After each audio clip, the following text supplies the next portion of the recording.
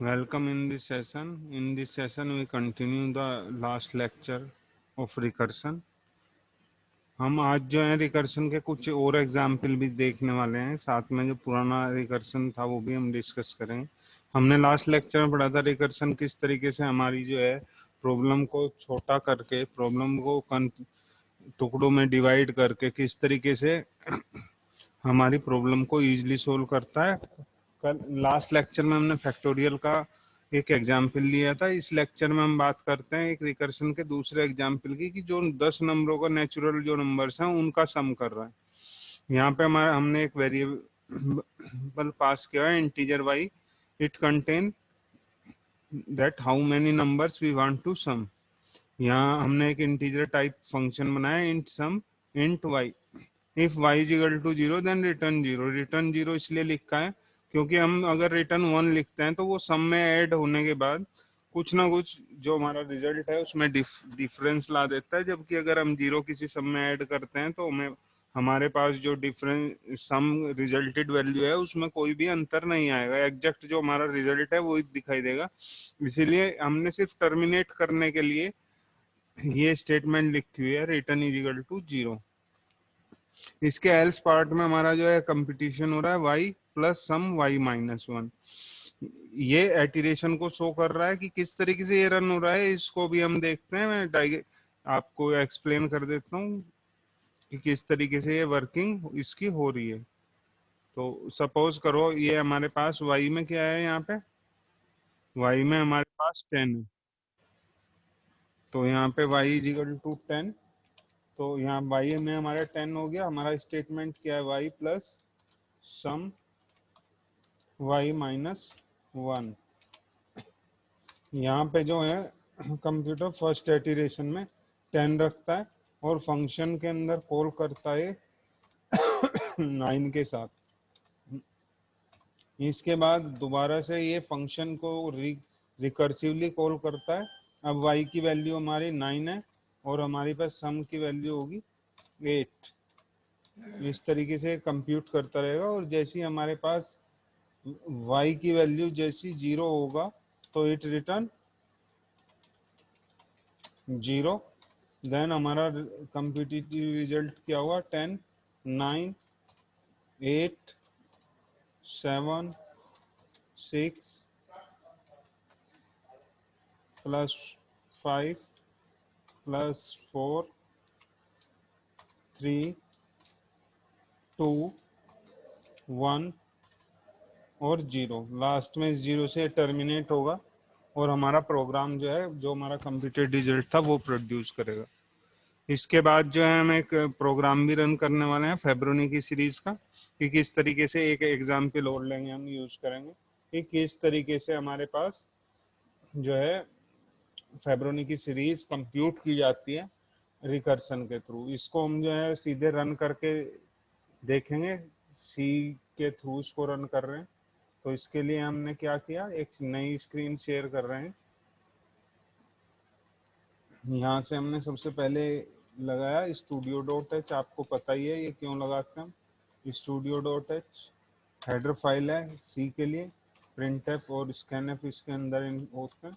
Conio conio dot H, ठीक है। अब हमने यहाँ एक फंक्शन बना, रिकर्सिव फंक्शन, ज़्यादातर रिटर्न टाइप होते हैं तो उसी को हम फॉलो करते हैं। यहाँ पे हमने डिसाइड करना है कि कितनी बार ये हमारी फेब्रोनी की सीरीज चलेगी, ये एम डिसाइड करेगा। और ए और बी वेरिएबल होंगे जो इनिशियली हमारे पास जो है, इनिशियल जो फेब्रोनी की वैल्यू है 1 प्लस 2 से 1 और 1 से स्टार्ट हो रही है। तो हमारे पास 1 और 1 जो कंटेन करेगा वो ए और बी शुरू में स्टोर करेंगे।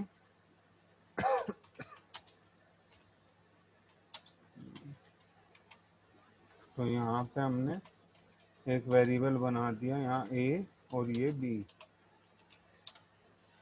इसके बाद लिख देते हैं क्लियर स्क्रीन। ए के अंदर डाल दिया हमने 1 और बी के अंदर डाल दिया 1। ये इनिशियल वैल्यू है, यहाँ से फेब्रुअरी की सीरीज होती है स्टार्ट। इसको प्रिंट एफ भी कर देते हैं, क्योंकि ये वैल्यू हमें कंप्यूट नहीं करनी है, इसलिए हम इन्हें सीधे प्रिंट करा रहे हैं।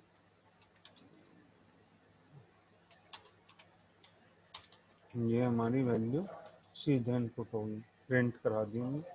इसके बाद नंबर कितनी बार फेब्रुअरी की सीरीज हमें रन करनी है वो यूजर से ले लें। How many time we want to execute February की सीरीज, ये यूजर से ले लेते हैं। स्कैन एफ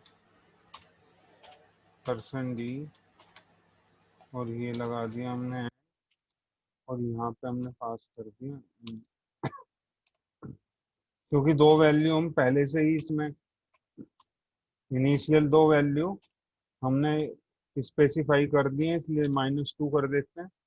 और अब इसको कॉल कर रहे हैं फंक्शन को।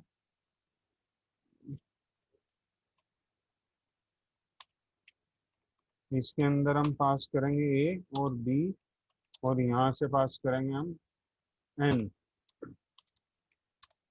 गेट सी एच, ये फंक्शन बंद कर दिया। Int function integer a, integer B, integer M. कब रुक जाना है हमें? जब हमारा एम 0 के बराबर हो जाए, तो हम रिटर्न करेंगे 1। एल्स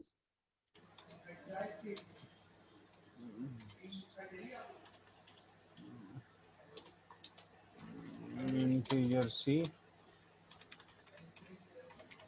सी के अंदर हम कर रहे हैं ए प्लस बी, और ए इज इक्वल टू बी, और बी इज इक्वल टू सी।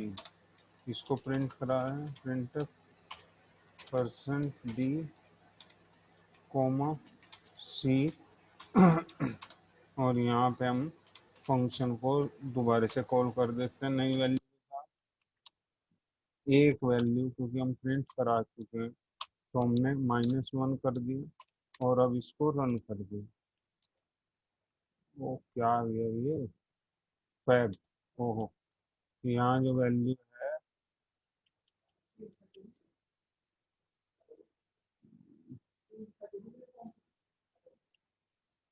क्या बता रहा हूँ, डिक्लेयर टर्मिनेट इन कर रखी। ओके, सॉरी, ये रन हो गया। हमने कहा 10 टाइम, ये 10 टाइम ये रन हो गया। इसमें एक थोड़ा सा चेंज कर देते हैं हम। ये वाला जो प्रिंट स्टेटमेंट है, इसको यहाँ से हटा देते हैं, एडिट कट, और इस फंक्शन के जस्ट ऊपर यहाँ पे इसको पेस्ट कर देते हैं, Ctrl F9। अब हमने कहा कि 10 टाइम हमें रन करना है। ओ /t आ रहा है, /t, इसको ऐसे लगा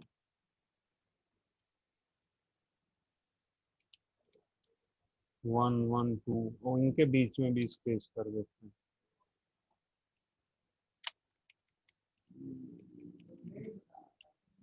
यहाँ पे स्पेस करने के लिए /t, ये हमने रख दिया fab3, ताकि अभी यहाँ पे वैल्यू डाल दिया 10, ये हो गया।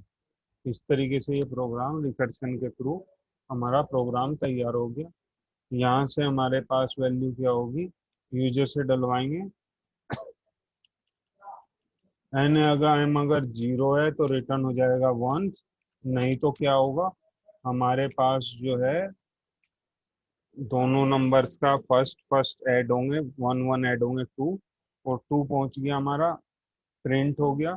और जो सेकंड लास्ट वैल्यू थी वो एक जो हमारी जो बिल्कुल जो रिजल्ट से पहले वाली वैल्यू थी, यानी जो बी की वैल्यू थी वो तो हमने ए में असाइन कर दी, और बी के अंदर रिजल्ट असाइन कर दिया, ताकि वो फर्दर जो है आगे के लिए इनपुट तैयार हो जाए। इस तरह से रिकर्शन के थ्रू ये फेब्रोनी की जो है सीरीज बन जाती है।